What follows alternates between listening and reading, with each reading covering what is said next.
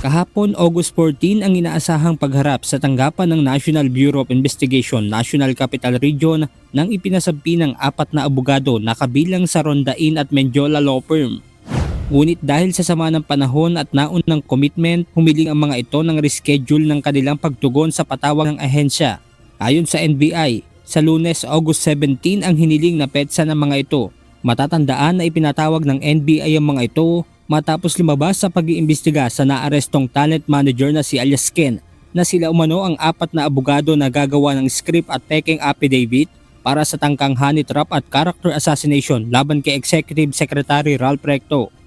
Sa naturang script, nakasaad na sasabihin ng mga babae na pinagamit sila ng illegal na droga at pinagsamantalahan sila ni Secretary Recto. Kaugnay nito, nauna na ring ipinatawag ng NBI sina Batangas 1st District Representative Leandro Lebisten na umano'y pinansir at si dating Congressman Jacinto Jing Paras na nagsilbi umanong facilitator.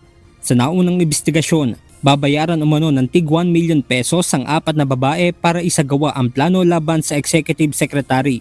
Benedict Samson, UNTV News and Rescue. Diyos ang aming sandigan, serbisyo publiko ang aming pinahahalagahan.